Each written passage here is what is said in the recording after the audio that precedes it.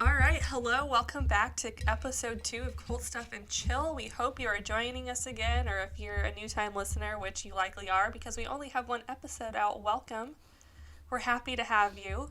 I just drew a blank on what to say. Yeah, this is why I don't do the intro, because there's no way. I can't improv. No. It's that ADHD I got.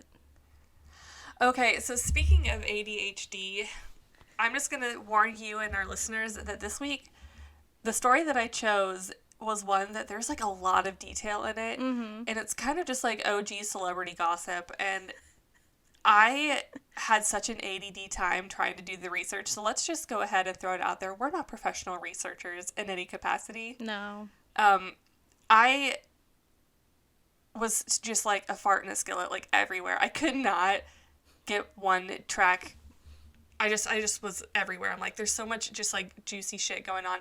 So my story this week is poorly researched and very like ADD brain. I think it'll still be entertaining, and I hope that nobody is listening to us expecting like professional grade research, because spoiler alert, that's just not what this podcast is. Yeah, and I would say that mine, while still fueled by ADHD and seasonal depression, the only saving grace that I have is that I found a website, or I found a few websites that were like, had my entire case detailed out from start to finish with all of the information. So I was like, oh, cool. Mm-hmm. I don't have to try to organize this myself. I kind of ran into the problem where like I started off on one topic, and then it's like, okay, I could do an entire episode on each one of these people that are involved and it still be a good episode. So like, how do I fit the information that I want to fit without it being like a 3-hour long story? So maybe I will come back to some of these people at some point and give them each their own episode, because they're definitely interesting enough people that I could do that. Like, spoiler alert, and I just said that twice in the span of 5 minutes, so sorry, not sorry, but one of the people in my story, there's ghostly ectoplasm coming from their vagina, so it's, you know, it's fun. It's a fun story, and I could do a whole episode on her. Easy. Well, when your primary medicine is cocaine, heroin, and morphine, I mean, people back then were wild. They were wild. They were wild indeed, and it's funny to me. And when I think about like old-timey people, I just have this notion in my brain that they're like a lot classier than we are today. That's like not the case. They're just as petty and just as trashy. Well, and it makes me feel a little bit better. Did you know that like Victorians and Edwardians, like they actually went out and they would get like genital piercings and like nipple piercings, and like you see these ladies in these like fancy dresses and corsets, and like little do you know that underneath they're just like fully like pierced. Oh my god, I love that though. I don't know why that surprises me, but it does. It definitely does. I just assumed that everyone from that time was a huge prude. Yeah, no. But I don't think that's the case. I mean, but then you think about how many like whorehouses and like brothels and like stuff were around back then, and I feel like everybody was just slutting around, but like trying to get it in where they could get it in. Yeah. But at the same time, they were like, oh no, I wouldn't do that. Yeah. I'm a chaste little virgin. Yeah, okay, Grandma. We don't support whores in this house. Well, we support whores in this house, so. As Cardi B would say, hoes? Is it? God, I'm aging myself. Is it there's some hoes in this house, or there's some whores in this house? No, there's some whores in this house. Okay, well, I like that better anyway. Yeah. There's some whores in this house. A work of modern feminism, honestly. We stand. Man, if that would have come out while we were in college, like... Oh my god, can you imagine? So, in our college town, there was this bar called The Pace, and I feel like maybe this would have been more like The Forum. Listening to Cardi B and Megan Thee Stallion at either The Forum or The Pace would have been just a sloppy, trashy, messy time, and I would have loved it. I mean, it's kind of good that, like, TikTok wasn't around then, and like the TikTok dances weren't around, because I feel like it would have just been a bunch of people, like, on the dirty-ass, sticky floor at the bar trying to do the WAP. Like, no. Oh, my God. That's how you get I'm going to just, like, paint a picture for our viewers. So imagine you go into a dirty, dark, I don't even want to call it a nightclub. It's like a dive bar, but it's just large. And on one side of this dive bar, there is a dance floor, and the floor is always sticky, like to the point where you had to make sure that your shoes were like strapped to your feet, because if you walked on that floor, they would just be sucked off your feet. And oh God, it was just like such a mess, but and like if you so wore sandals, like you would come home and the bottom of your feet would be black. Like not brown, not gray, not whatever, it would be black. Yeah, it was a fucking mess. And then like you would go into the women's restroom and it was just like chaos. It was fucking chaos. There was a girl in the stall puking, another girl offering her bubble gum to like get rid of the taste. There was piss just everywhere. It was like, oh my God, I don't know why. Like, how did we not get hepatitis? I don't know. It was fucking awful. No, I feel like that's a place now that, like, I would go into and just immediately be like, nope, we're not doing it. Mm-hmm. Yeah. Oh my God. I think it might be closed now. I don't think the Change of Pace is still open. So shout out to the Makomi homies at WIU. If you're still attending, you know, happy hours or, you know, Saturday nights at the Change of Pace, I salute you. We've been there. We know how disgusting it is. And if you're at the Forum, if that's your preferred bar, then I'm sorry, but you're just trash. You're just trash. I don't think... You're there for a good time, but you probably belong on the cast of the Jersey Shore. Yeah, I don't think the Forum was even open, like, later. Like, I think, like, the last year that I was there, because it took me a long time to graduate, the last year that I was there, it was closed. Like, they just, like, closed it down, period. Really? Yeah. I know that it's actually, so they've reopened recently, I think, because for some reason I never unfollowed them on Facebook. So occasionally I'll get updates from the Forum about how they are mid-pandemic, may I add, hosting like around the world parties where everyone just gets like shit-faced and they have like kind of culturally inappropriate representations of all the different countries of the world. And then just, like, shot girls walking all around. So I'm pretty sure they had an around-the-world party recently, like, last semester, so. Do you remember what was a bar that we would go to for happy hour because they always had, like, nachos and, like, pulled pork, and it actually slapped? The Ritz. Yeah. Yeah. They also had kegs and eggs. So, like, if you had a morning final, they would have kegs and eggs afterwards. So you would go take your final, and then at 9 a.m. you'd go to the bar, and you'd get drunk and eat eggs, basically, was the entire concept. So it was a great time.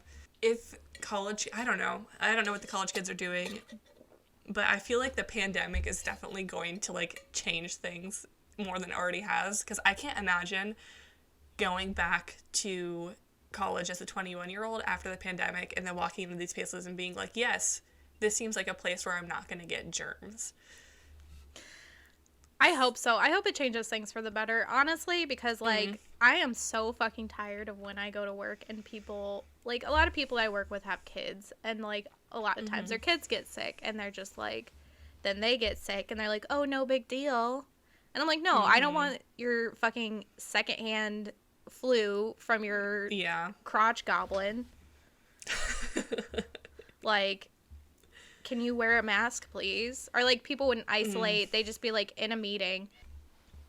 Also, people sometimes bring their kids into work, and that should be illegal. And I think it is illegal, but they're like, oh, I'm just gonna, like, have my kid, like, help me file stuff for, like, an hour because they have a doctor's appointment. Like, no, just take the day off. Don't bring your kids into work. And then, like, 6 months later, you go back to those files, and there's just, like, sticky chocolate milk fingerprints all over everything. Yeah. And no offense to anybody that has kids, but, like, you should at least be professional enough to realize that you should not bring your kids into work, like, in an office, in a corporate office. I can understand if you have, like, your own small business. Like, I actually went to a tattoo place yesterday, and they, like, there was a little girl in the office, and I was like, oh, that's cute. And she, like, she was like, my dad is gonna go get your paperwork, and then you're gonna have to fill out your paperwork.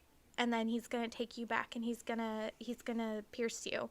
I was like, oh, like this kid's a better office business lady. Yeah, like she's a better office manager than like some people that I know that we went to school with. Like, oh yeah. And she's like 6, and then she's like, "Is the music good for you?" I was like, oh my god. Yeah. I love her. I hope my kids are like that someday. Just like well-behaved little business people. And I was like, "Oh, I like your Baby Yoda backpack." And she's like, "Thanks. I drew this picture of him." And it was like, honestly, a better picture than I could draw of like pretty much anything. Oh my gosh, I love her. Children don't belong in offices, they belong in tattoo parlors. Mm-hmm. Exactly. That's the only place where I will accept business children. I wish they made like business suits, like power suits for children. So if you did have to bring him to the office, you'd be like, "Okay, Timmy, you can come to the office with me today, but you have to wear your business suit." Can you imagine? Oh. I mean, I'm sure they do, but I'm thinking like when you put a child in like fancy clothes, like a business suit, it's like you're taking them to communion, so it's like their church suit. I say that as if I've ever attended a communion or go to church. They don't have like power suits for girls much though. I want my 6-year-old children in the office to look like little Hillary Clintons in their fucking colored, like multicolored, just like monochrome business lady suits. That's the only way I'll accept it. I also want to know, just if anyone knows this information, does Hillary Clinton have someone that just makes her the same suit in like every color of the rainbow? Because I feel like every time I see her, she's in the same suit, but it's just a different color. So she's got to have like her favorite suit pattern or like suit designer that's just like, "Oh yes, Hillary, you're back again and you want a different shade of chartreuse? Of course. Let me get right on that." I mean, I feel like I do that, though, with, like, stuff that I buy. I'm like, "Oh, I really like this. I'm going to buy 6 of them in different colors because..." And I guess if you have Clinton money, you can buy 800 suits in the same color and still be like, "Eh." And tailored. Who cares? Mm-hmm. Beautiful, tailored, colored business suits.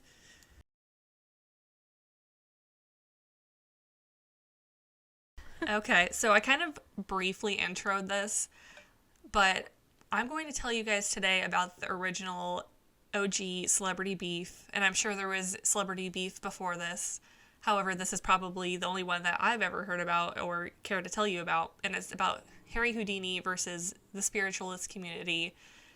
2 people in particular, Sir Arthur Conan Doyle and Mina Crandon, who was known by her followers as Marjorie. And I don't know about you, but for some reason, and I think I said this before, like, I don't picture people in the past to be petty like they are today, but, like, going through the research for this, they definitely are, and, like, this would for sure have made it onto a YouTube tea spill video.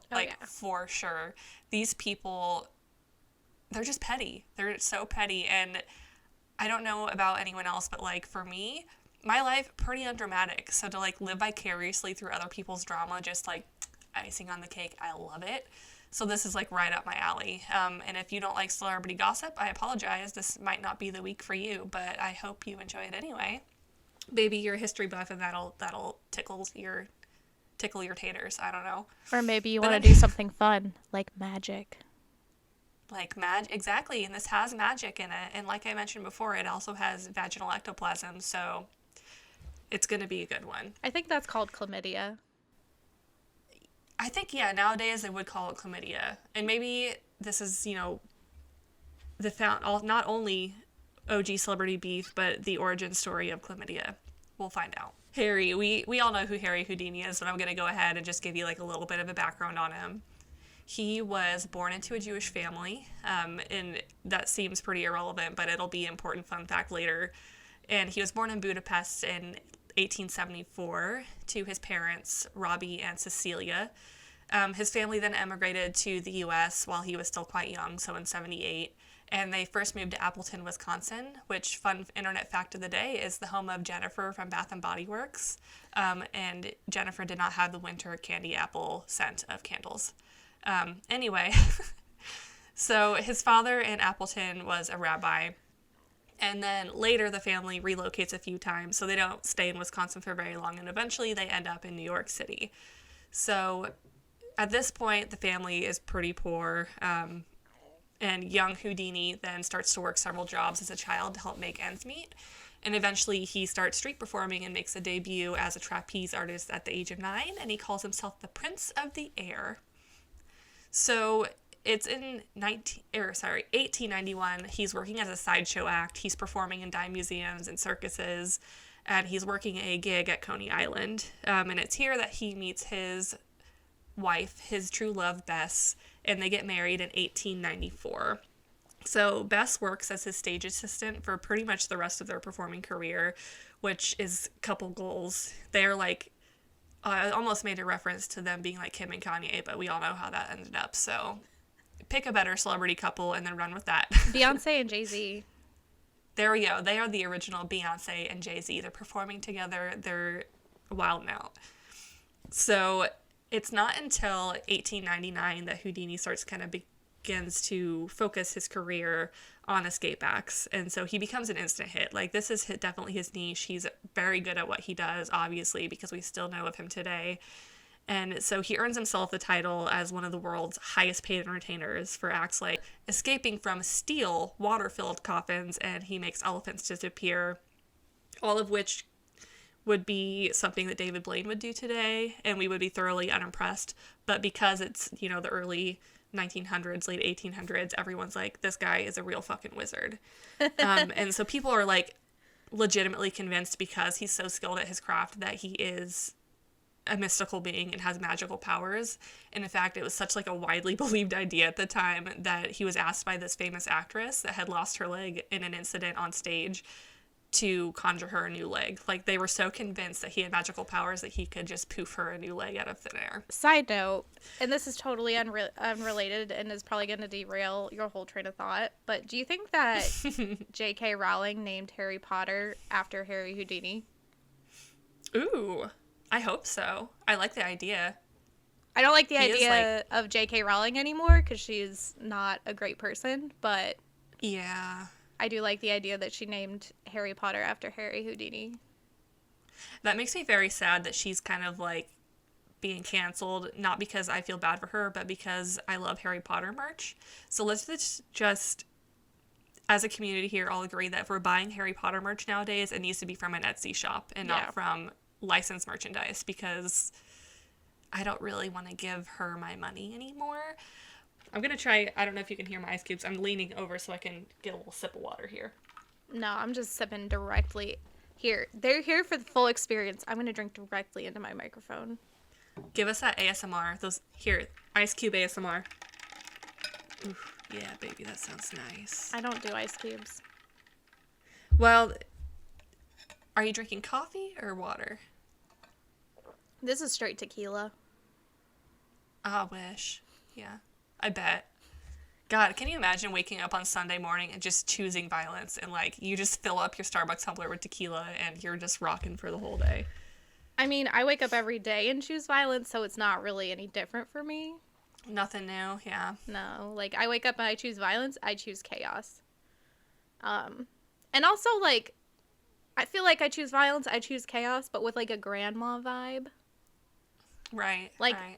I'm the house that everybody can come to, and they're like, we're hungry. And I'm like, well, I got some stuff I can make you. You're like on your electric scooter with a baseball bat, just like around the neighborhood with the mailboxes.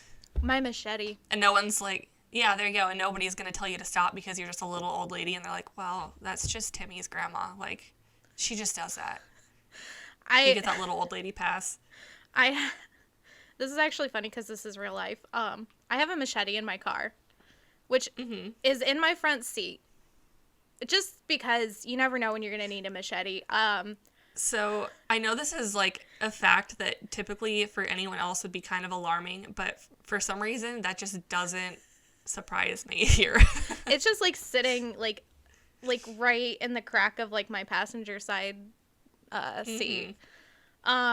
So I've gotten pulled over with it, and the cop was like, do you have any weapons in your car? Just like standard procedure. I was like, yeah, I got a machete. And she was like, okay. I was like, it's over here though, and it's in its like sheath. She's like, okay. But, like, it was out in the country, so it was fine. Yeah. You could have, like, literally an entire arsenal in your car and be like, oh, it's just for hunting. And they'd be like, oh, yeah, fuck it. That's like, fine. All right. There's also a time where there was, like, my dad called and he was like, there's something big out here. You might want to get your horses in before. He's like, I don't know. Because there's, like, cougar sightings in the area. So here I am in bicycle shorts and, I had a sports bra on because it was, like, late at night. And I'm, like, going to fight this cougar with this machete. Like, I wasn't scared. How did we even get to this? Like, do you ever just stop and you're like, wait, how did we get on this topic? ADD, Cougar baby. Ashlee fights. I'm going to hope that someday we get popular enough that someone makes fan art of Ashlee in her sports bra with a machete just, like, fighting a cougar. I would love to see that. I never did end having to fight the cougar, but I definitely went out and I was like, come get me, motherfucker. Oh, God. So, and then my dad's like, well, it might not have been a cougar. It was probably just a deer. And I was like, all right, well, I drove 45 minutes for nothing. Thank you. It was kind of him.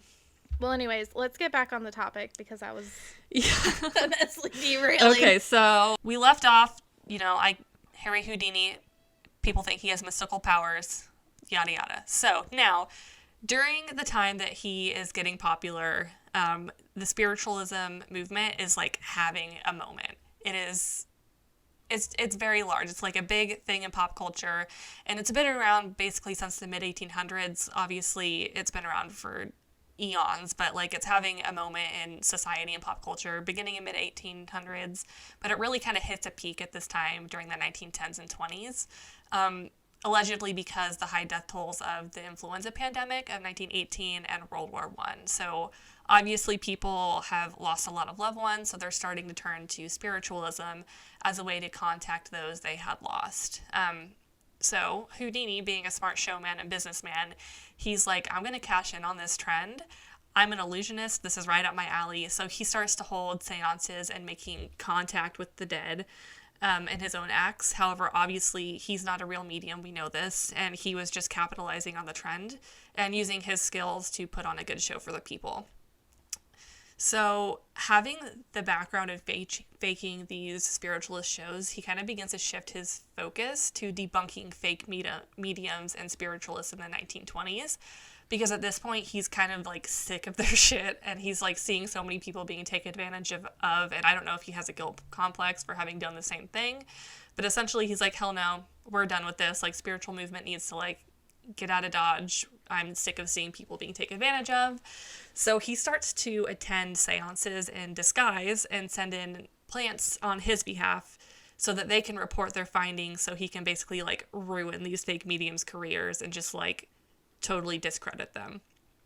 Which it's like, so spiritualism, at this point I feel was like a way for people to cope with a lot of the trauma that they had gotten from, like, losing these family members, or, like, I mean, some of it was probably people who had been to war that didn't really have, like, resources to deal with it, like their PTSD or, like, the trauma they had kind of gotten from that. So it's like, is he really a good guy for exposing them, or is he kind of like, this was, like, their only outlet, and he's just, like, ripping that away from them and being like, it's not real? So, I mean, not that I say that he's wrong, because I'm sure that there are people that were just, like, totally scamming these people, but it's like, for me, it's like, if you believe it works, it works. Yeah, so he, I think, unfortunately, because it was having such a moment, like Houdini himself, everyone is like, I'm going to take advantage of this and really just, like, I'm going to make some money on this. And unfortunately, there was a lot of really gullible people that were just desperate enough and sad enough that they're like, yeah, I'm going to give people money to, like, contact my dead brother, husband, whatever. Yeah. So it's in the year 1920. So, like, Houdini has at this point been kind of focusing on, like, debunking these spiritualists, but it's in 1920 that he kind of meets one of the antagonists of the story, Sir Arthur Conan Doyle. And that name probably sounds familiar to a lot of you. He's actually the author that wrote Sherlock Holmes, and he was, like, an avid believer in the spiritualist movement. Like, he thought it was definitely for real. So he kind of always leaned into the idea of spirits and paranormal phenomena being real. And in fact, he'd been a member prior to this of a society for cyclical research. And this society basically was responsible for sending people into haunted homes to do research. And this is kind of what really like got him on the bandwagon of like, yeah, ghosts are real. And then to compound all of this, he lost his son during World War I. So he was completely sold on this idea of spiritualism because he was really, already believed in the paranormal and then just desperate for a way to contact his dead son. So that year, the two of these celebrities, Houdini and I'm just going to call him Doyle because his name is a mouthful, they had been exchanging letters for weeks about spiritualism. And allegedly, Doyle believed that Houdini actually possessed magical powers. He was very much a part of that bandwagon, thinking he was really a wizard. And I guess, I don't know how they initially made contact. I'm guessing because they're celebrities, like his people contacted Doyle's people or vice versa, and then they started exchanging letters. Houdini and Doyle, they're writing letters back and forth, and in these letters they're discussing their interest in and ideas about spiritualism. And so it's in April of that year that Houdini was in Brighton performing, and Doyle lived nearby, so he invited him to his estate for a visit. So during this visit, Doyle and his wife Jean, they're swearing up and down to Houdini that they had contacted dead relatives in seances, and Doyle says he's spoken to his son face-to-face several times, he's spoken to his brother, his nephew, yada yada. Houdini doesn't believe in this stuff. He catches a whiff of like steaming shit, but to be polite, he doesn't argue with them. He's being like a good guest and instead asks them for recommendations for reliable mediums, and he promises that he's going to go to them with an open mind. So weeks later, he and his wife do visit one of the mediums that he suggested, and they agree that this medium is also, much like every other medium in the story, is full of crap. However, he's still trying to be a good friend to Doyle. They actually do have kind of a friendly relationship and are buddies. So he says to her instead, she was very interesting. That's all I have to say. And I can like really hear the condescension in Houdini's voice right now because this is actually exactly almost verbatim what my grandma told me when she saw I dyed my hair pink in college. She goes, it's very interesting. So I just like know the disapproving tone that he must have been using. And Doyle, thankfully it was via letter, I'm assuming, so Doyle didn't have to feel the pain, the sting of knowing that Houdini didn't like Doyle's pink hair. So after this initial meetup, like I said, they can kind of continue friendly correspondence, writing letters back and forth, and when they're in each other's neck of the woods, they're visiting each other. And it's while the Doyles are on a family vacation in Atlantic City, they invite the Houdinis down from New York for a visit, and this is where their relationship starts to kind of sour. So on this trip, Doyle tells Houdini that his wife, Jean, had become a medium and would like to do a seance for him. So she says that she has a feeling a message might come through for him, and before you know it, they're all sitting in a dark room, they're trying to summon the fucking dead. So as they're all sitting around the seance table, Doyle's wife starts like shaking, she's beating the table, she's gasping for air and manically writing down a message that is supposedly being channeled by none other than Houdini's mom. And the message she writes kind of goes as follows. It goes, "Oh my darling, thank God at last I'm through. I've tried so often and now I'm happy." And this message goes on page after page for 15 pages. This lady is sitting at this table like shaking and writing down these spirit messages. And she's basically saying that his mom misses him and that she's vaguely describing the afterlife. And she says it's all sweetness all around and nothing hurts. And so after this event, Doyle, he's very pleased with this because, again, he thinks his wife is a medium. And he's like, this is like totally going to prove to Houdini that like she is legit. He was big fat wrong because something I hadn't mentioned yet is Houdini is like a full-on mama's boy. He loved his mom so much, and when asked about her, he would be like, she is a literal angel on earth. So like for anyone to cross his mom or to like put words in her mouth is a big fat no-no. Like Houdini is ready to fucking throw fists. He's gonna go down with this ship.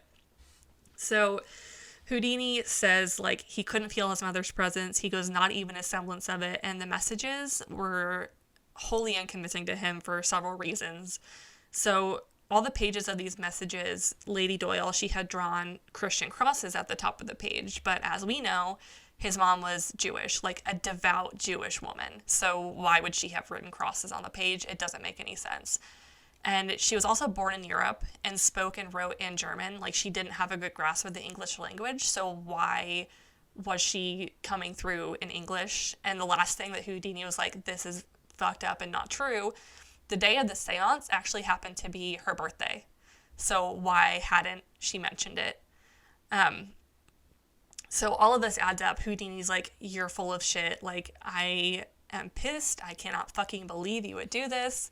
So later, after this seance, Houdini's wife lets him know that she had been speaking with Lady Doyle in pretty great detail about his mother. And so now Houdini's like, these people are just fucking traitors. I don't know how better to put it. And he is now,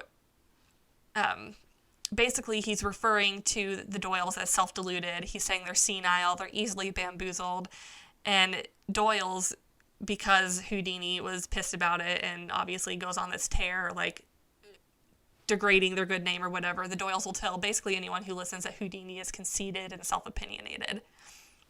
So now we're going to shift gears a little bit, and don't worry, we're going to come back to the Doyles for a little like wrap up on them. And we're going to get into Houdini's beef with Mina Crandon, aka Marjorie is what she's known to as her followers. If you've ever heard of the Witch of Lime Street, she actually is the same person as Mina Crandon. She got that name, I guess she lived on Lime Street in Boston. I'm just going to refer to her as Mina because it seems to be the easiest. So, Mina, again, she's from Boston. She's like super popular medium of the time. And Houdini, he had been attending seances, like basically as many as possible, trying to debunk all of the shit that he's saying. And so, again, he's wearing disguises so he's not going to be recognized. And the moment he would witness a deceptive technique, he'd stand up and go like, I am Houdini and you are a fraud. And so he would call these fake mediums human leeches for exploiting people's grief for money. And so in 24, Houdini hears of a committee that's being formed by Scientific American, which is a magazine at the time, and they're offering a reward to basically anyone who could authentically demonstrate that they had paranormal power. So this was actually an idea that Houdini had proposed years ago to this publication, and so he finds out while he's on tour with his magic act that they have taken this idea, they have totally cut him out of it, they're just going to basically take his idea and do this and create a panel of experts to try to find a real psychic medium. And so obviously he's pissed that he's only heard through the grapevine that this is happening and that they stole his idea. So what does Houdini do? He cancels all of his next shows. He finds out where they're going to meet up, and then he just shows up so that he can infiltrate this panel and be on it. He is fucking pissed. So we're fast forwarding to when this investigation is actually taking place. And Houdini's now there because, of course, he is. He wanted to infiltrate the panel, so he did. I can't imagine Houdini showing up and anyone being like, there's Houdini, he's rocking up in his Model T, and we're not going to let him in the club. It's Harry fucking Houdini, like, of course. So Mina, their subject, was the medium Mina Crandon. Again, arguably one of the most well-known mediums of this whole craze. She's like the Teresa Caputo over time. Everyone in the spiritualism community knows who this lady is. Some of the tricks that she would pull in her seances were making tables levitate. She would do trance writing like Mrs. Doyle had done, and she would have apparitions appear, but her real trump card was her ability to manifest otherworldly ectoplasm from her mouth and her vagina.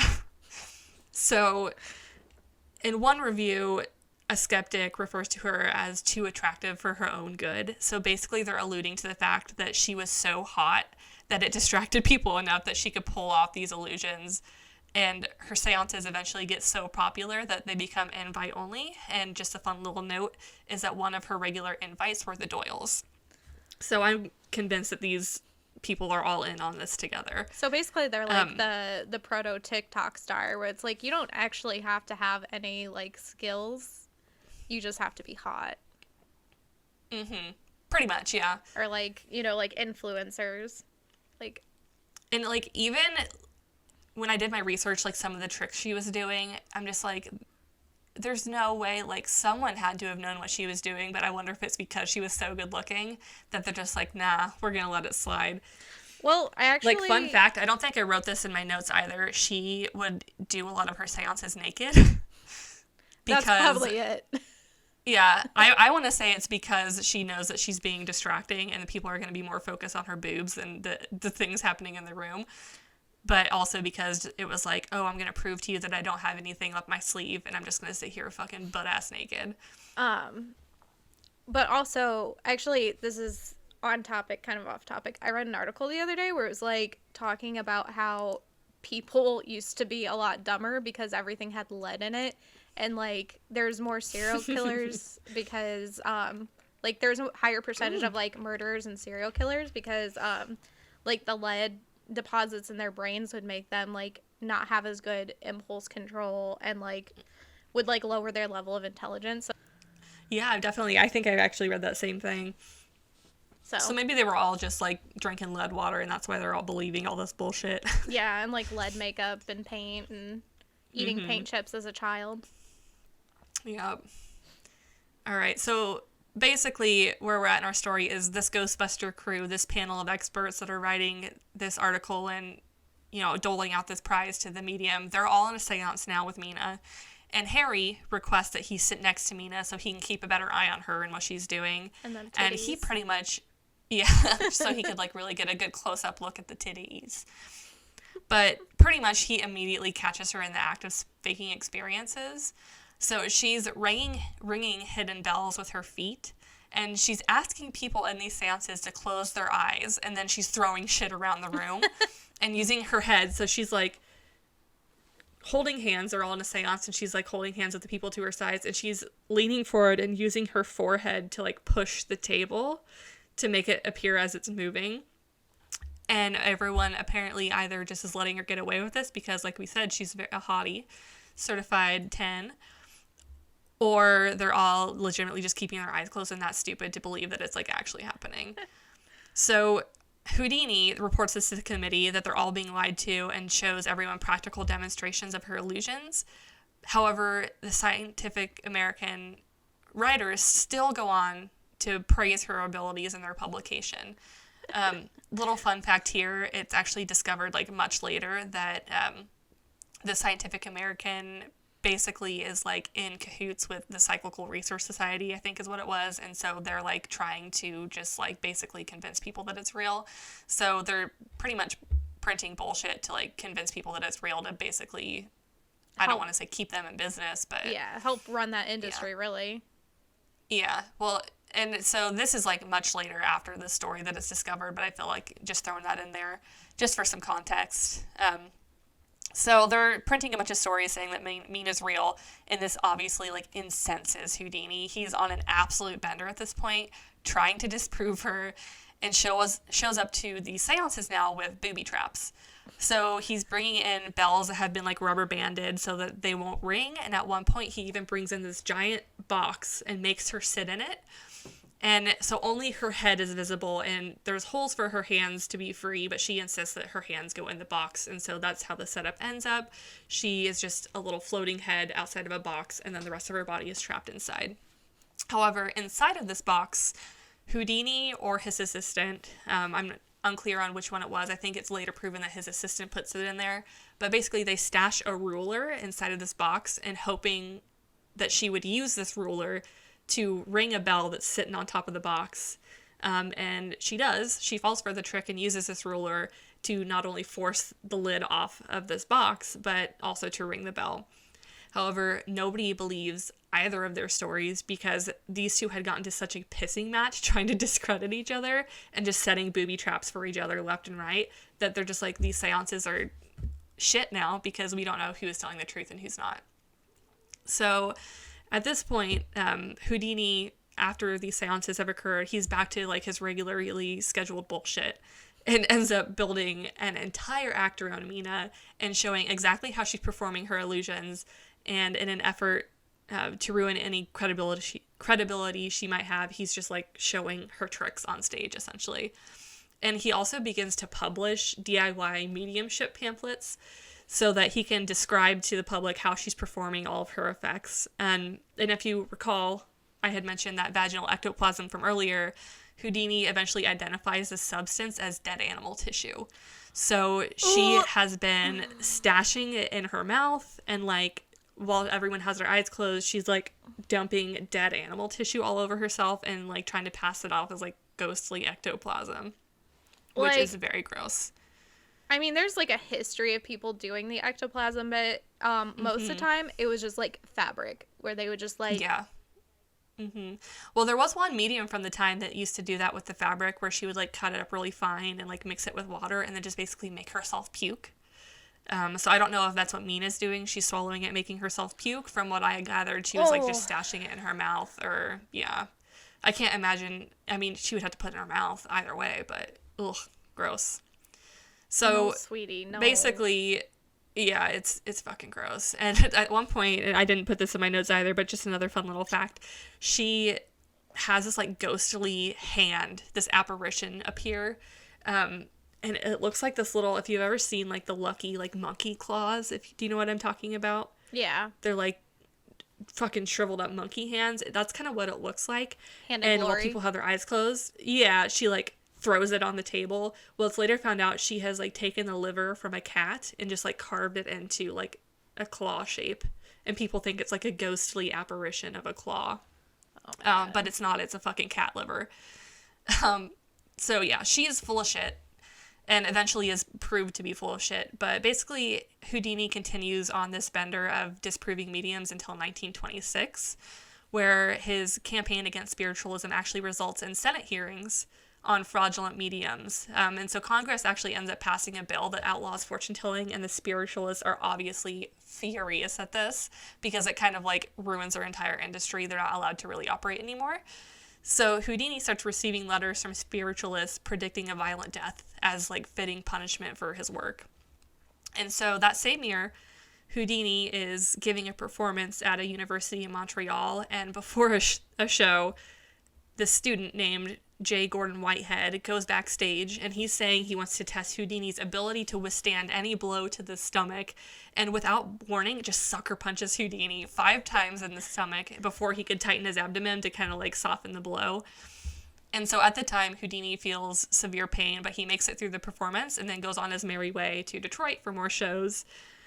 So unfortunately for the next 2 days, he has a really high fever, and doctors end up diagnosing him with appendicitis. And so they do immediate surgery, but they recommend immediate surgery, but Houdini ignores him. He does his next performance, and during the performance, he passes out. He's eventually revived. He continues his performance. However, after the show, he's rushed to the hospital where doctors remove his appendix. Unfortunately, it had ruptured at this point, and it developed into it developed into something really bad that I can't pronounce. And so on October 31st, Houdini dies. So obviously, given all the hate mail Houdini had received, these rumors start to circulate that the spiritualists had murdered him. And people say that since there was never any autopsy that confirmed the appendicitis, they said if someone were hell-bent on poisoning Houdini, it wouldn't have been very difficult. And so remember how I said I'd circle back to the Doyles? Well, Sir Arthur Conan Doyle told reporters that he and his wife were not surprised by Houdini's death. And in fact, that night at Atlantic City where they had held that seance, Houdini's mother had actually predicted her son would die young, and we did not pass the message along to him, as we hoped it might be proven a mistake, but the hope has now dissipated. So basically now they're saying, well, we predicted this, and we just didn't want to tell him. So our story kind of ends on that note, and for the next 10 years on Halloween, Houdini's wife then holds seances to try and contact her husband's spirit, and to try and, again, she's kind of on that debunking spiritualist train as well. And so she says that she and Houdini had agreed on a secret code that he would impart to her on his death. So if he were to come through on the seances, he would have given her the secret code. And for 10 years, none of the seance mediums ever cracked that code. So that's kind of where Bess is like, all right, it's been 10 years. If he was going to come through, he would. But little fun fact, they still, on, I believe it's Houdini's estate, every Halloween they do have a seance to try and contact him. So that still kind of is a tradition that carries through to today. Now, Mina Crandon, she ends up continuing to perform until I believe the early 40s. And she dies in the early 40s at the age of like 52, I think. And she is pretty much on her same bullshit. Now, in the 30s and 40s, more people are coming out to be like, oh, she's like full of crap or whatever. So she's definitely discredited, and she's not as popular as she was. She's like fallen from grace, but she does continue to hold seances until her death at 53, 52 in the early 40s. So yeah, that kind of wraps up my story. Again, it's basically just like celebrity beef from the early 1900s. And I think I might at some point come back to Mina Crandon, because if you go into depth of like her full story and like all the shit that she pulled, it's actually wild. So we might hear from Mina again on this podcast someday. Yeah, let us know in the comments if that's something you want to hear about. Yeah. I say this like she we was have a crazy viewers lady. right now. Right. We're just going to pretend we do. But I mean, if anything, that's just a testament to the power of manifestation. Like, people were like, you're going to die a violent death because you ruined our shtick. Right. And then he did. And I can see, too, them, like, still trying to prove that Houdini's wife is, like, legit. So they're like, oh, yeah, no, she predicted this, and we just didn't tell him. You mean Doyle's wife? So, yeah. Well, no, I think that they were full of shit.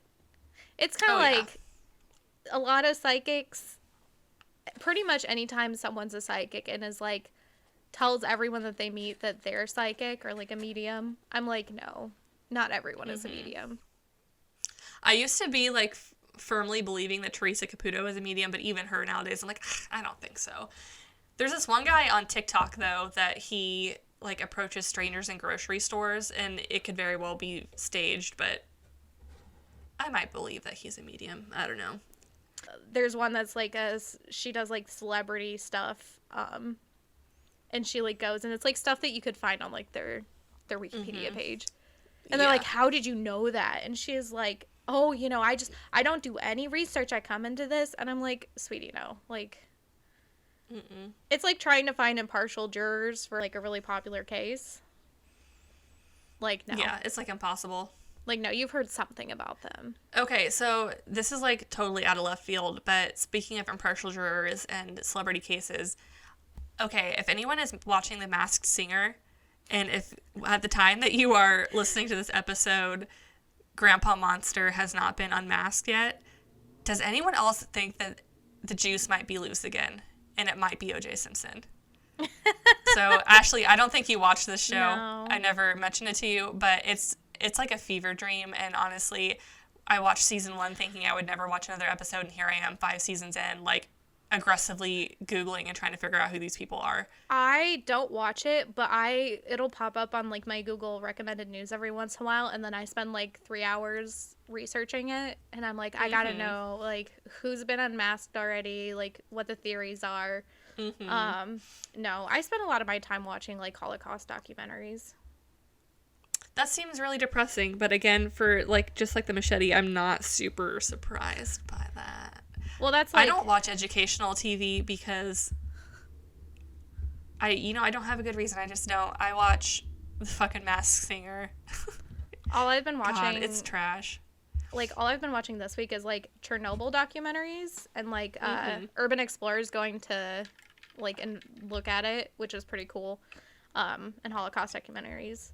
And I kind of go on, like, a cycle where I'm like, okay, this month I'm really interested in interior design, so I'm going to watch a bunch of interior design, and then it's, like, really dark shit, and then it's, like, DIY videos again. Yeah. Okay, so, I'm sorry, I just, like, totally interrupted you, but I'm just going to throw this out there. If at any point we have, like, a solid amount of listeners, and they would like to either have, like, a Masked Singer recap video or live stream and or Big Brother. I don't know if anyone watches Big Brother still, except for me. I fucking love Big Brother. If you want, like, a recap episode or live stream, I would love to do that, because I cannot find anyone in my personal life other than my husband that watches Big Brother with me, and I need to talk about it frequently. So just let me know. just let me know. Again, I watch trash television, so. I don't know what it is about me, but I've always watched, like, educational television. Mm-hmm. And as much as you can consider, like, Ancient Aliens educational television. Yeah.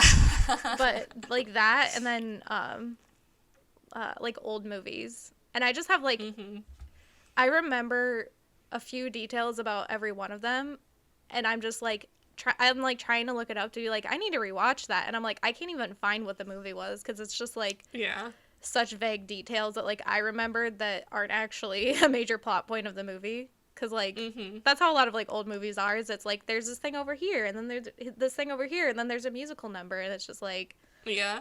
I was trying to find one the other day, and I spent probably a good half an hour trying to find it. I was like, I'm never going to find this. I need to just move on.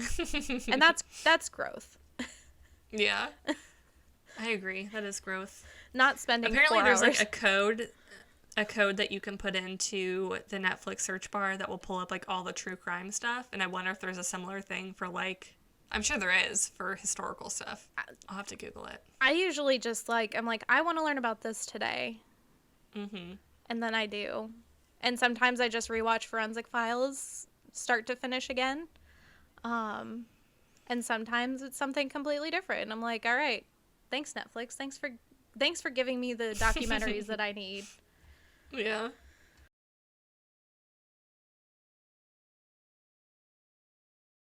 My topic today. I'm just going to set the scene for you. I'm not even going to tell you what it is first. Aren't I crazy? Ooh, you're crazy.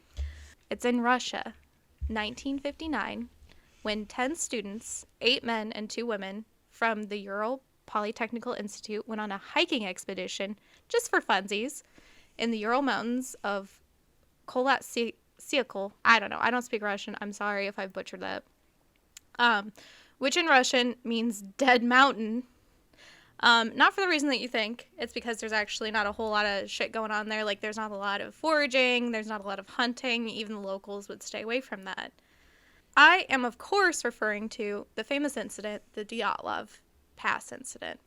The group leader of this excursion, Igor Diatlov, was a 23-year-old male, and he assembled some of his friends from the university that they all kind of had this common interest of extreme hiking.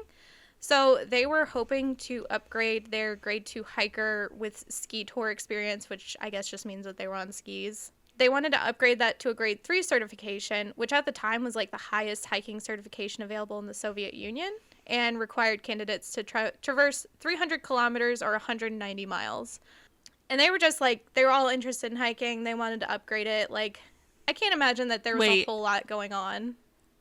They were hiking 190 miles? Yeah. Oh my god. I can't imagine ever being that enthused about the outdoors. Like, I like to be outside, but 190 miles in the fucking snow on a Russian mountain, no? God, kudos to them. Yeah. Well, and, like, it was just, like, a fun thing for them, which, I mean, I guess I can imagine that there probably wasn't a whole lot going on in the Soviet Union at that time. I mean, it was probably a lot of drinking vodka and praising your great leader. So they're going on this mountain, and they're like, well, we better leave a note, because, you know, like, it's pretty dangerous. Like, yeah, it's just hiking, but it's dangerous. So the leader, Diatlov, left a note with the school's sports club, and they're basically like, hey, we're going to go out and do this, like, super dangerous hike. Like, yeah, I know.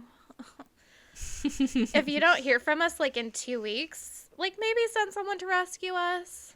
And so, like, with all of that, with all the preparations they did, they went and did some shopping, all 10 of them. They're like, all right, we're ready to go. We're prepped.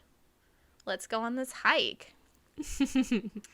Now, we have a pretty good idea of, like, their goings-on because investigators found diaries and cameras. So they had a couple cameras and a few people had diaries. And it just talked about, like, the route, like, their shenanigans that they got up to, and, like, just, like, stuff that had kind of gone wrong that they were just detailing. And this is also Soviet-era Russia, and I believe, I can't remember where it is now, but it's in the Ural Mountains.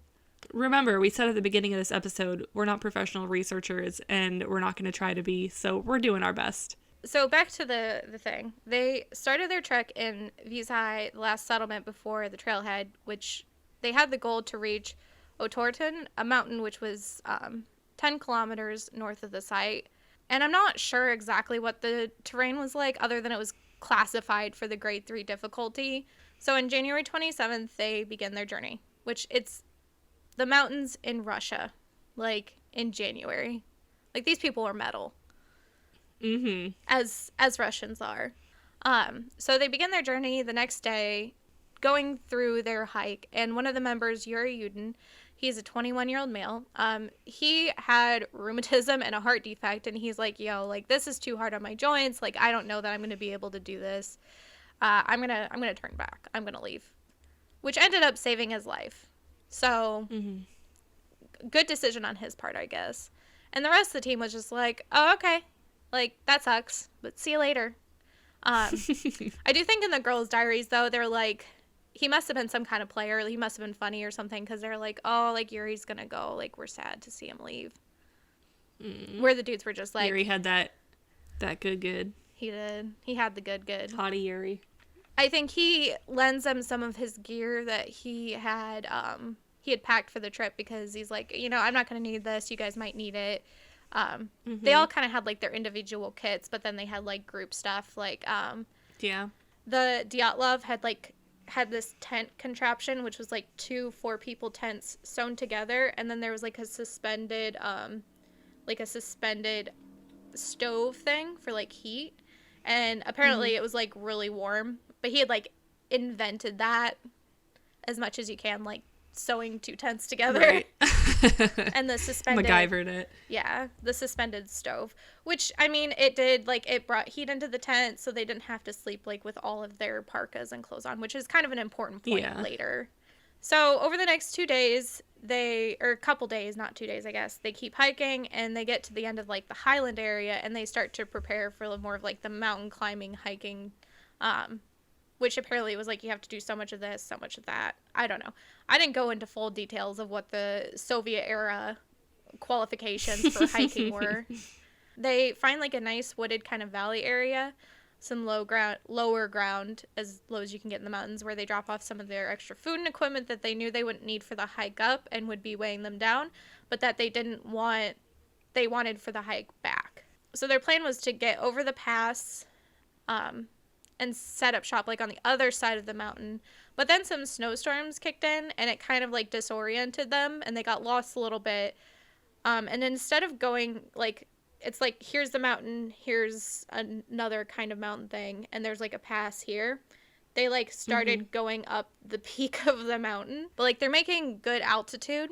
So once they realized their mistake, Diatlov, he had a choice to make. He could either have gone, like, the 1.5 kilometers or about a mile downhill to, like, a nice forested area that would have offered them some shelter, like a snow block. They could have, like, I don't know, chopped down some trees and started a fire or something. They had the stove, but, like, they could have had another fire or something. Or they could practice camping on a mountain slope. So these guys, they're all overachievers. And Diatlov was like, we've made this great altitude. Like, I don't want to have to go back down and then come back up. It's just going to tire us out. Like, it seems fine. It's snowing, but it's not too bad. So they made the choice to set up camp on the side of the mountain. And this is actually in the area now known as Diatlov Pass. I don't think it was named before, but much like Donner Lake, now it's named after the incident. And they settled down for the night. What happens after that is kind of a mystery. Nobody really knows what happens. As far as everyone in the rest of Russia knows, all of their acquaintances, they're still up there hiking around having a gay old time. So, like, 2 weeks goes by, and no one hears from them. And the sports club that Diatlov had been like, hey, you know, if we don't come back in 2 weeks, you gotta send someone for us. So they didn't really seem concerned at first. They were just like, hikes take a long time, you know? Sometimes stuff goes on. And so they don't send anybody up. They're not really concerned about it. But so they waited another week, and on February 20th, almost a month after they started their hike, the families of all the people that had gone on the hike were like, yo, you need to send someone. Like, we can't really do it ourselves, but you gotta send someone. they start trying to look. They're not having a bunch of luck. Eventually, the sports club requests the help of the police and the military. And they're looking around, but the campsite wasn't found until February 26th, almost a full month after they had started. So they discover the campsite, and it's kind of weird at first because they discover that the tents were ripped and they were covered with snow. Critical overclothing, like their coats, pants, shoes, the boots. They had like boots, and then they had like boots that went over their boots, had been left behind, and it looked like the hikers had left in a hurry. Some in their pajamas or underwear, and some without shoes. And there was actually someone who was like a seamstress that was part of the hiking expedition, or the rescue expedition. And she was like, she gave the expert advice at that time. She said, the tent looks like it's been ripped from the inside and had been like cut. I want to know how she got in on that rescue crew. How is she just like a seasoned hiker that also happens to be a seamstress or what? But that seems like a very weird skill to be like, yes, I'm going to send you up the mountain. I mean, I feel like in Soviet Russia, like, you had to have multiple skills. You had to be marketable. Fair. It's like, it's like in Scott Pilgrim versus the World, where it's like the girl that works at like the coffee shop, and like, I can't remember what her name is, but she works at like 4 different places. But anyways, so they're trying to find out where the hikers went, because there's no bodies, there's no people at the thing. And at that point, they also have like, they like stop for the night. They set up some tents for themselves. Like the military, I think, brings in some stuff, and they're all like drinking. The rescue people are drinking, and they're all like, yeah, like here's to hoping that we find our friends safe and sound. And then one guy was just like, yeah, no, they're probably all dead. And everybody got pissed, because like some of these people were friends with them. Like, everybody got pissed, and they like almost beat the fuck out of them. They're just like, no, we're gonna can't handle the truth. Yeah, so the next day they go out and they find some of the hikers. So 2 of the hikers were found in a tree line about a mile away from the camp, wearing only underwear next to the remains of a small fire, and they were determined to have succumbed to hypothermia, although their hands and feet were burnt, as if they had desperately tried to stay warm by putting their limbs like in the fire. Oof. A tree nearby had all of its branches broken up to a height of 18 feet, which told investigators that one of the party members had tried to climb it, or something large had broken the branches. 3 of the hikers, including the leader Diatlov, were found midway between the camp and the tree line, with one having suffered a fractured skull, and the other 2 were determined to have succumbed to hypothermia. It appears that they had like gone to the tree line, and then they were like trying to make their way back to camp to get stuff or like figure out what was going on. Kind of looked like the one that had the fractured skull, like they were trying to take him back to camp, because I think at that point he wasn't doing well. The remaining 4 hikers were found a full 2 months later, 250 feet inside the forest, wearing some clothes of the other hikers that had previously been found, and they were under 13 feet of snow, and they had more soft tissue missing. Wow. Yeah. And they were found in like a ravine. So it was like the water was running underneath the snow. So I think at that point the snow had kind of melted, and like the water could run through there. So that's why they were found later. I think like the snow had covered them up. And it looks like they had tried to build like a snow den as shelter, because that was like part of their training, I guess, was like, oh, build a snow den to get out of the elements, like Bear Grylls. Yeah. Basically, these people fancied themselves Bear Grylls, like, before Bear Grylls was cool, but they should have just drunk their own piss, really.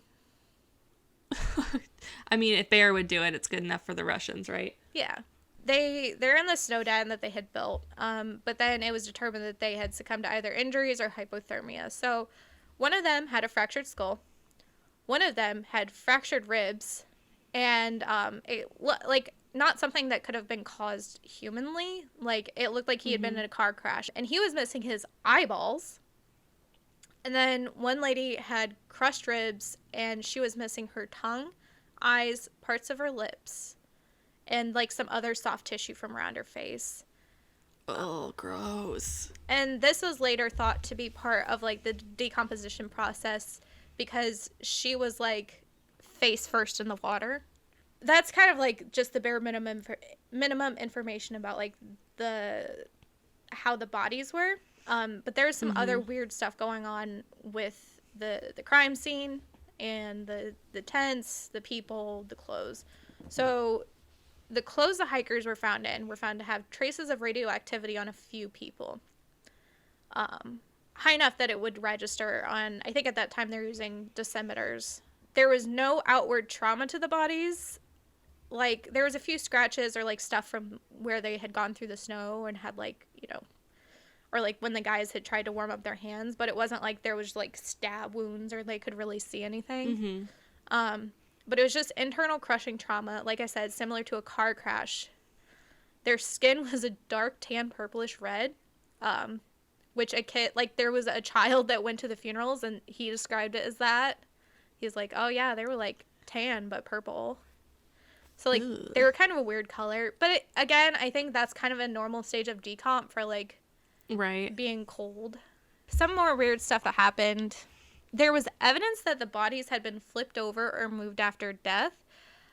Like, when you die, and I'm not an expert, I'm not a mortician, I want to be. When you die, the blood kind of settles. It settles, like, in the position of your body, so, like, all the blood sinks to the bottom, so you get, like, bruising on your like back. gravity. Yeah. And so it looked like they had been flipped over because there was, like, this settling of the blood on their back or, like, on their face if they had been laying the other way. But then someone speculated later that the medical examiner mistook frostbite for livor mortis. Is that the technical term for the blood settling, is livor mortis? I think so. Like I said, not a mortician. Like I said, the tents were ripped from the inside, like the seamstress had said. Nothing of value was taken. They had some money, they had some watches, like they had some valuable stuff, and like that hiking equipment was pretty valuable as well.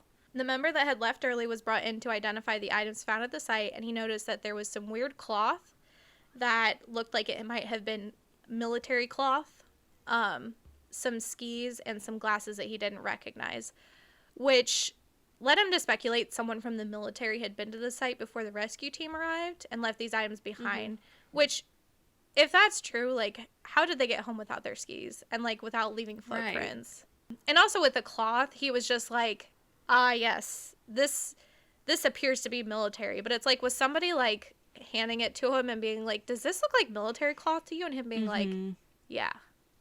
Well, and I feel like a lot of camping gear and stuff too, it's going to be made of like a lot of similar stuff. Like, I know our military anyway, like just looking at some of my husband's gear, like it looks like something you would buy at the camping store. So like it's not far-fetched for us to think that they picked up gear or like at a camping store that just Yeah.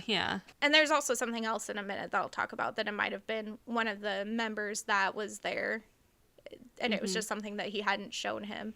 Ski professionals had said that the extra pair of skis was essential for such a long route, and like what they would do is they would stack like they would take extra skis, they would stack them on top of another set of skis and like drag them along. So like it was probably just like the base set of skis that it was. Kind of going off of that military cloth,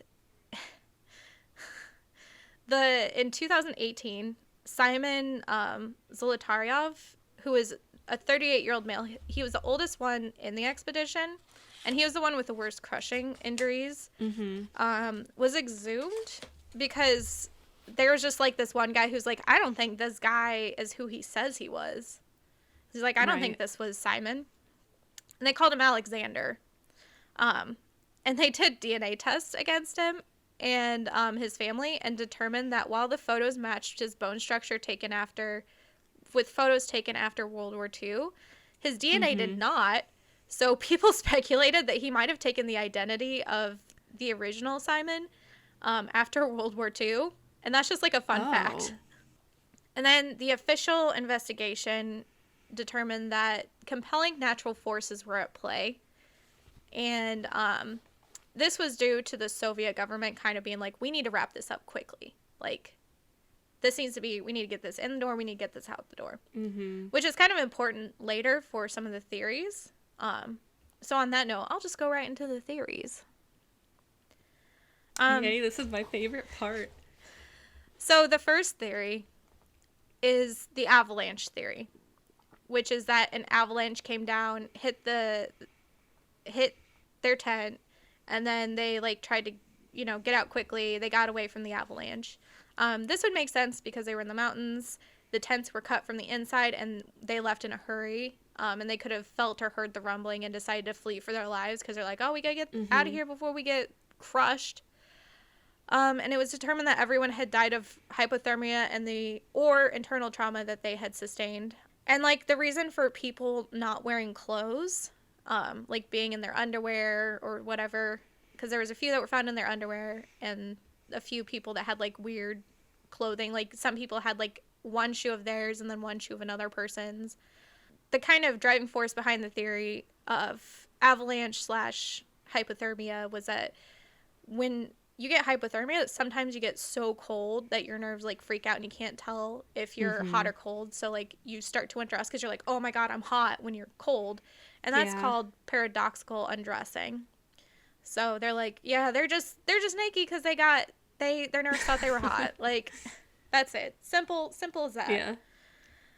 And then some people were like, well, they probably were wearing clothes. Some of them probably didn't have clothes. They had to leave in such a hurry that they didn't have time to put clothes on, and then they just stole the clothes from the other people that were already dead or dying. But the arguments against it was the topography at the site was not set up for an avalanche, so it was like a kind of a slope, like a gentle slope, instead of like a steep slope that snow would come down pretty quickly. And there was wouldn't you think too, if it was an avalanche, like their campsite, and I guess maybe I'm unclear on like what state their campsite was in, but I feel like if it were an avalanche when they came back up to look, they wouldn't have found like their tent and all that stuff still there. Well, and that was like the main argument against this, because they were like, there's snow on top of the tent, but like could that have been caused by just snowing on top of the tent or what?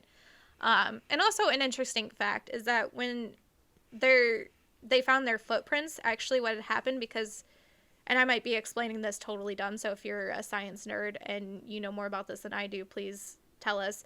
But it was like when you step on snow, it like compacts it and kind of melts it down. So when they actually found their footprints, it was like pillars coming out of the snow because it had like packed that down enough that like the rest of the snow drifted away from it.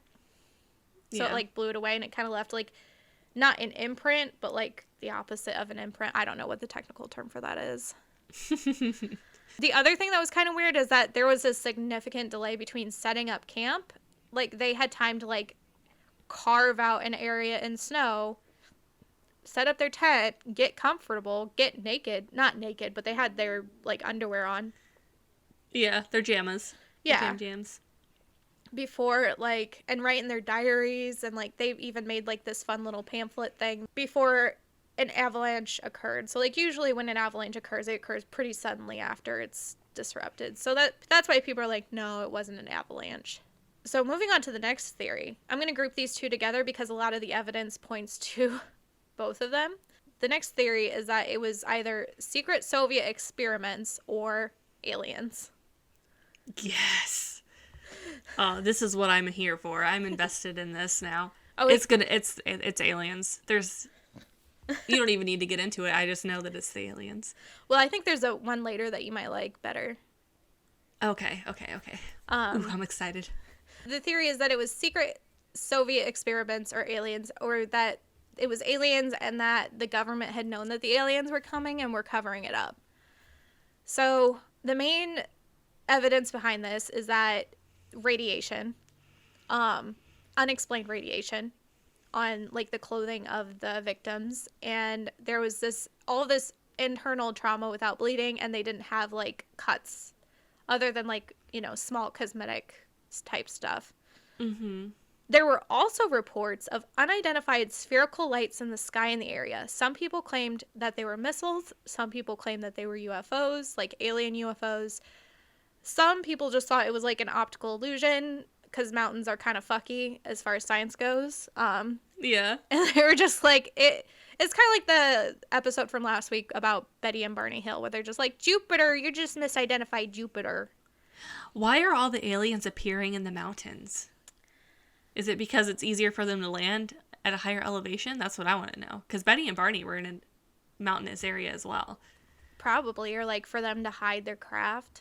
Yeah.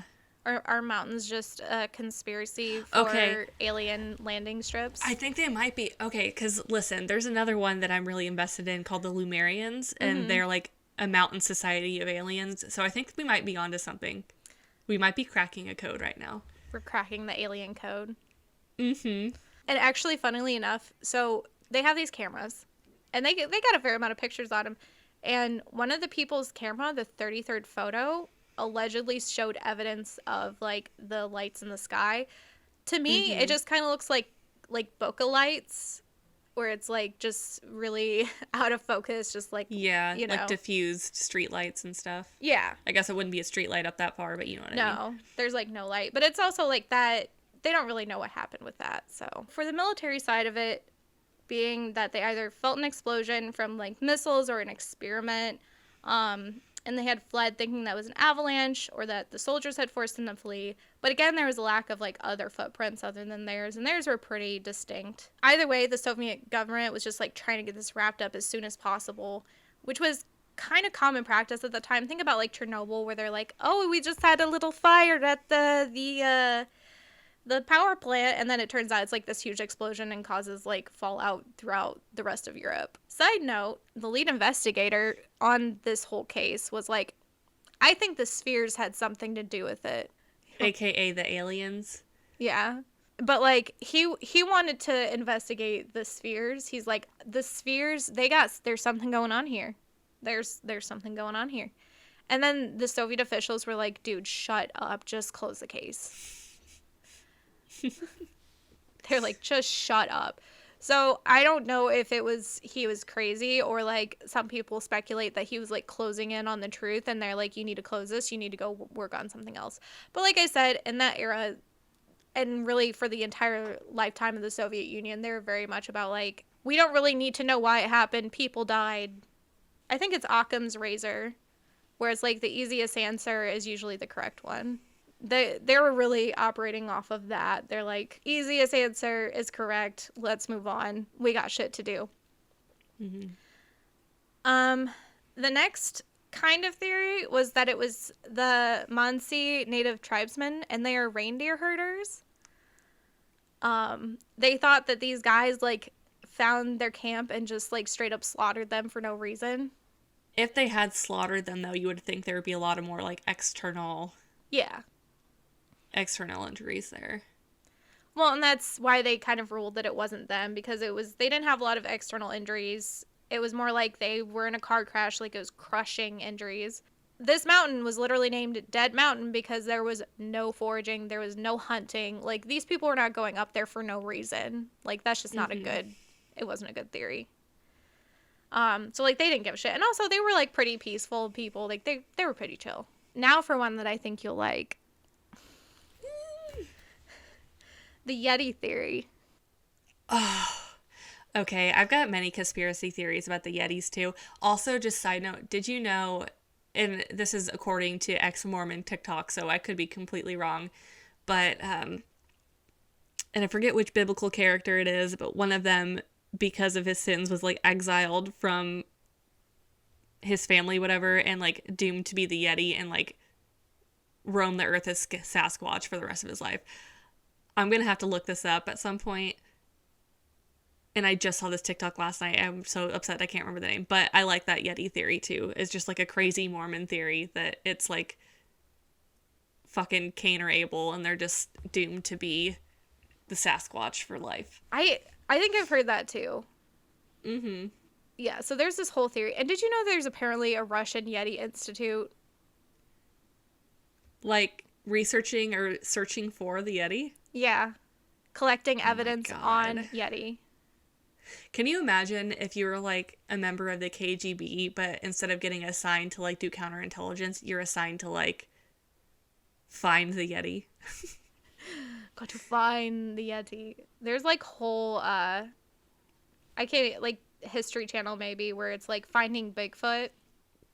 My dad used to be obsessed with that. Like if there was a Bigfoot show, he was watching it. Oh, I did too. But my favorite was I think it was Finding Bigfoot, and it was the rednecks that would like run around and pretend to be possessed, and like it was so good. Maybe we need to have a live watch of that. I'd watch that again. Oh, me too. There's actually evidence because they found in one of the cameras a blurry photo of an unknown humanoid figure that vaguely looked like a Yeti or a Sasquatch. Yes. And I love it. some people speculated that only a superhuman being could cause those crushing injuries. So, like, these people look like they've been crushed to death by a Yeti. Some people think that the missing tongue on the one girl is evidence of a trophy being taken by a Yeti. Like, ripping her tongue out, like, taking it as a trophy or eating it. Mm. And there are a lot of TV shows that have actually investigated this in that area. Like, sending people into caves. There's, like, official accounts of Soviet Russian military and the local Mansi native hunters being attacked by Yetis. With these shows that like have been going around trying to find Yeti, there's no actual like footage of the Yetis, which raises a question. If they're so elusive, so shy, then why did it just go and like murk 9 people that were in a tent? And maybe, so again, we're going back to TikTok references. There was that viral video that went around recently that was like, oh, there's like the people that live in the national parks that are like cannibals and stuff. Maybe there's just like mountain cannibals in Russia, the same as we have like Appalachian cannibals in the United States, allegedly. Well, and it's like, I mean, there's nothing else to eat up there, so Might as well be people. I feel like if that were the case, they would take like a good long piece of thigh. Yeah. Because while these people are, like, definitely nerds and virgins, like, they're fit as hell. They got some good lean... Well, maybe that's why. Maybe their meat was too lean, and the mountain cannibals prefer a little bit of fatty meat. Maybe. I don't know. But yeah, that's a fun theory. That's a great theory. Mm-hmm. So the next theory is that Infrasound Theory. So it's that the wind around the mountain created an effect called a Kármán vortex street effect, which can create a sound that's like at a frequency that can cause panic attacks on humans. And they just were like, the wind caused this effect. They freaked out. They left. Then they tried to go back and they died. Mm. And that's about it. That's the end of that theory. The last theory is that they were just drunk. And they're like, oh yeah, they just like were partying too hard. But like I said, there were a bunch of nerds and virgins, so there was like unlikely. They had one bottle of vodka that it was like for medicinal purposes that was like unopened and not drank, and they couldn't find any other like flasks or anything, so they're like, we don't think they were drunk. So like none of those last few explain the crushing injuries. So around 2019, Russian authorities decided to reopen the case, and they got into contact with scientist Johann Gohm, head of the Snow Avalanche Simulation Laboratory, a federal technical institute in Switzerland. And this guy, he became amazed at how good like the snow animations in Disney's Frozen were, the movie. So he asked for a copy of the code of the animations, and he got to work. So he used this code to determine the effects that different types of avalanches could have on the human bodies to simulate injuries. And he actually determined and solved the case. He determined that a small type of avalanche known as a slab avalanche was likely the culprit of the crushing injuries. So a slab avalanche is caused when a layer of snow on top breaks away from the weaker layer of snow underneath. So the stuff underneath isn't as packed down as the stuff on top. And so it basically just comes in and just goes right off of the snow underneath that's loose and just like falls down. So not usually like a terrible type of avalanche. It's speculated that the hikers building their camp caused a weakening of the structural integrity of the snow and that dislodged the slab on top. Also that in this particular area that the lowest level of snow was extremely loose, like more than usual because of just like the altitude and how cold it was, and that there was nothing really walking on top of it to like compact it down. So that can help contribute to slab avalanches, so that's why they thought it was. Because, like, basically what these people had done is they cut a block into the snow, and then just a block so they could put their tent kind of up against it. So, basically, here's a tent, here's a slab of snow, and it just went right on their tent. Yeah, so they're basically building, like, kind of almost walls to, like, Yeah. around their camp, basically. Which was not good. It was also determined that drifting had contributed to the slab, which caused a delay in the avalanche. And the final nail in their coffin was that they could have been fine, but that they had put their rigid skis as a sort of, like, to, like, put their bedrolls on, so it would, like, be kind of rigid for them to lay on. So basically, it was like a rock hitting a wall. So it just, you know, pressed them right into this rigid surface, so that it caused probably more injuries. They still would have been injured, but it caused more injuries because they were on this hard surface. They could have, like, sunk into the snow a little bit more, might have protected them a little bit more. And it's actually pretty cool if you, like, look at the simulations, because it's like he just, like, drops this block of snow on, like, the dummy in the program, and it, like, lights up the areas that it shows, like, where the injuries would have occurred because of this. He basically just, like, he's like, yeah, this is totally possible. This is why these people had fractured skulls. They had these injuries. Like, this is it. So, Diatlov Pass incident solved.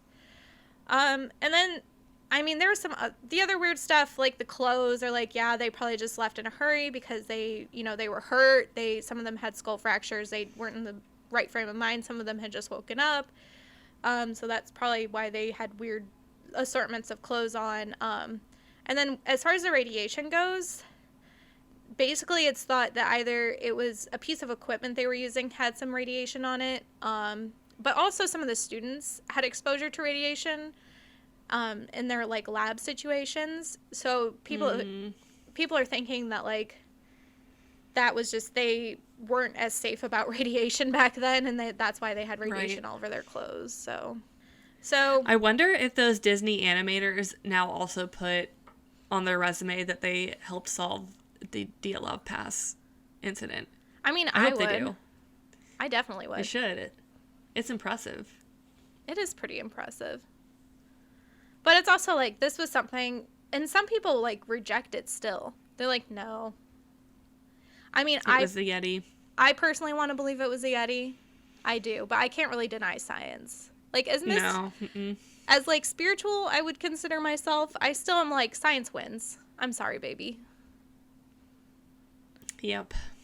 I agree. Yeah, and it sounds like, I mean, to have an entire institute dedicated to, like, researching avalanches and how they function, like, he sounds pretty credible to be like, yeah, that's probably what happened.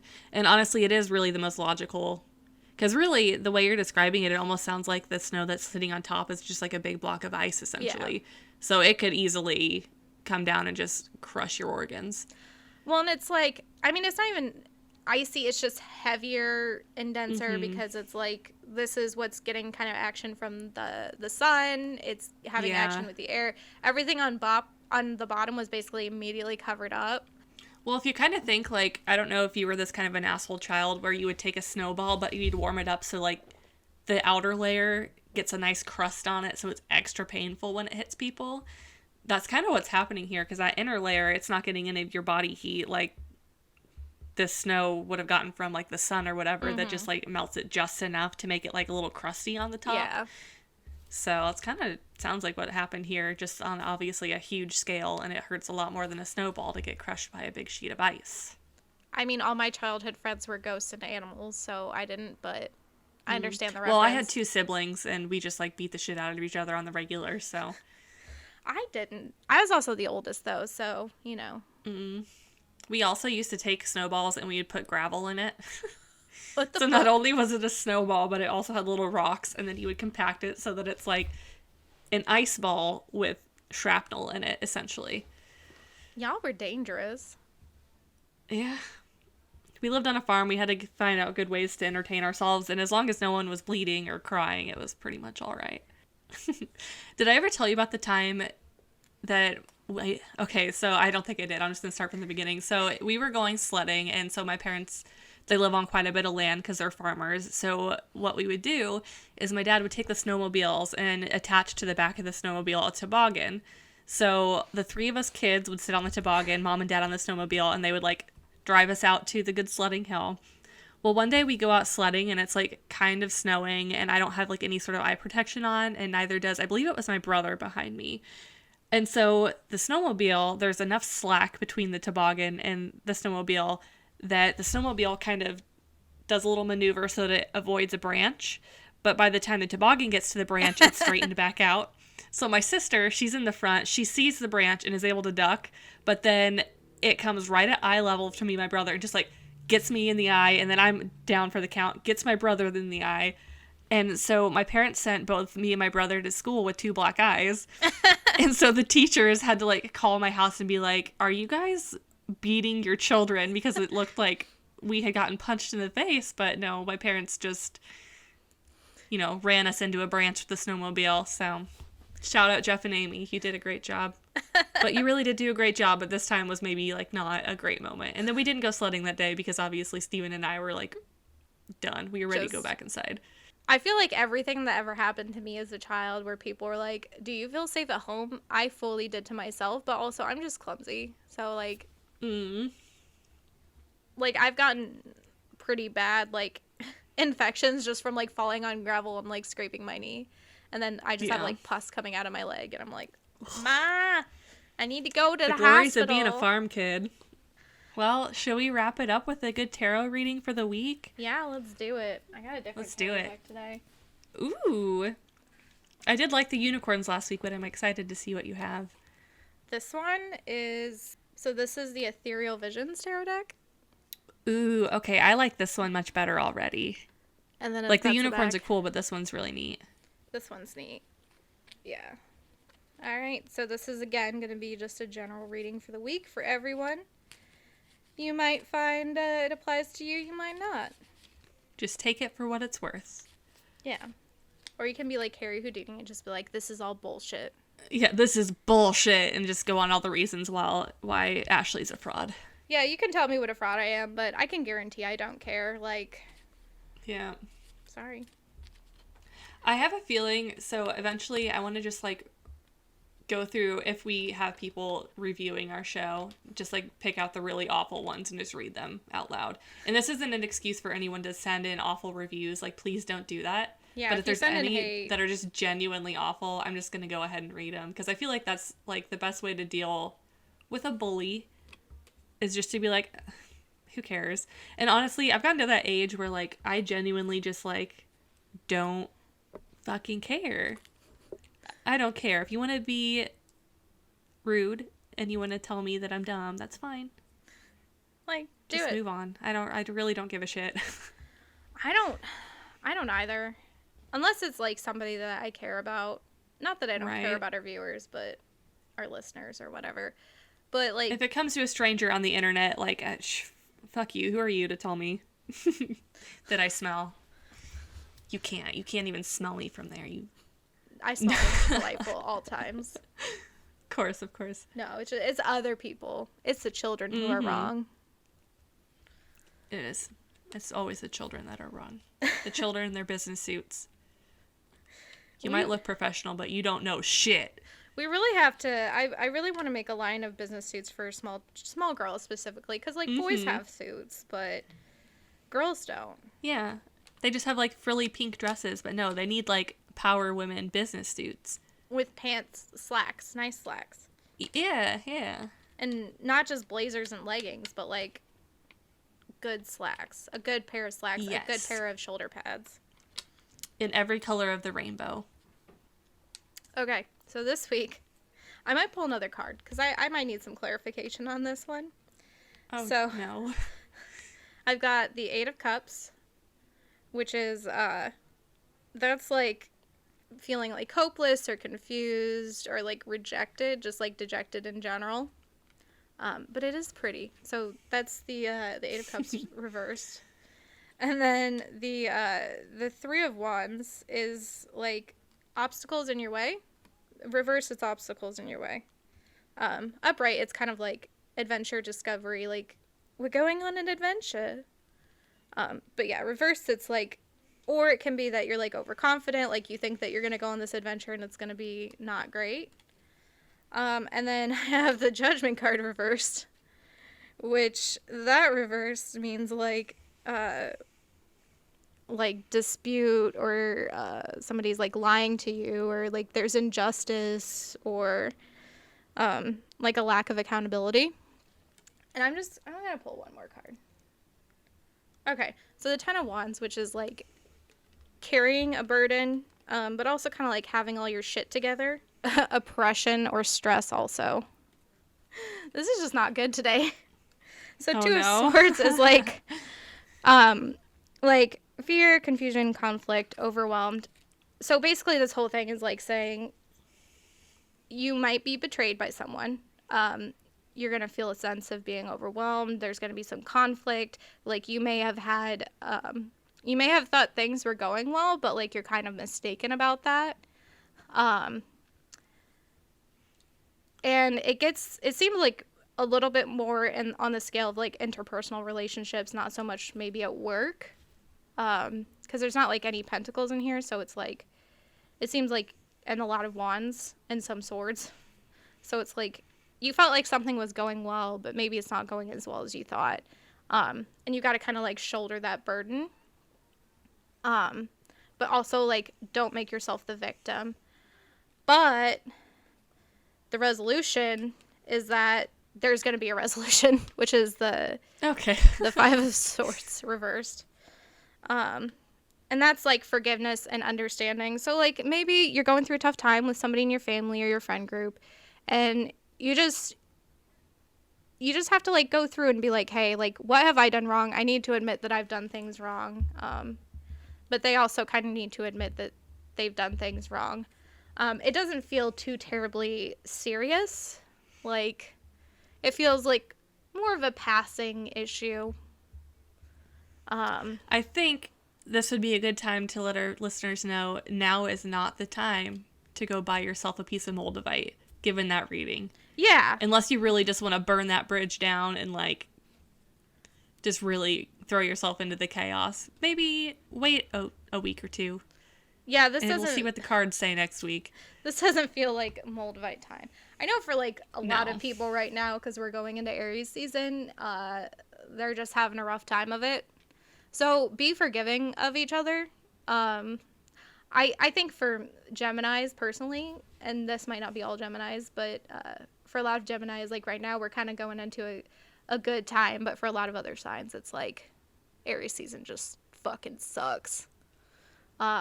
And for like natural reasons too, because it's like there's a time change, there's seasons changing. Yeah, there's more daylight. So a lot of people that have seasonal depression or seasonal affective disorder like myself, you're like starting to get some energy because you got that vitamin D, that good D. So you're like, all right, I want to go out and do stuff. And then it's like, okay, maybe I need to dial back my own energy a little bit. But yeah, it just feels like a personal conflict that maybe you feel like you were wronged and maybe you're right, but maybe you could definitely look at it from both sides, I think. Like, I think that's important with any conflict. So on that note, I will end my tarot reading. Well, actually, that started off bad, but, you know, knowing that the cards are saying there'll be a resolution to it kind of makes it feel not so bad anymore. Yeah. So, wait, one more fill out. Maybe this is important. So, the Hermit. So, yeah, again, it's like, maybe go for some self-reflection here. And it didn't really feel like there was like it was maybe like a mom or a dad or anything. It seems like it's more of like a kind of an acquaintance, a friend group. Mm-hmm. Maybe not anyone important, but it's enough to make someone stressed out. Right. So there you go for my incredibly vague tarot reading. And it matches. Thank you, Madam Ashlee. See? It matches. It does match your outfit. I love purple. So my nails are purple today. I painted there. I wish you could see the glitter on them. It's called Moonstone, but it's very pretty, but it doesn't pick up on the webcam, which makes me a little bit sad. Yeah, mine are shiny purple. They're just stripper nails. Love it. And I guess if you made it this far, kudos to you. Yeah. And we will see you next week. See you next week. Bye. Bye.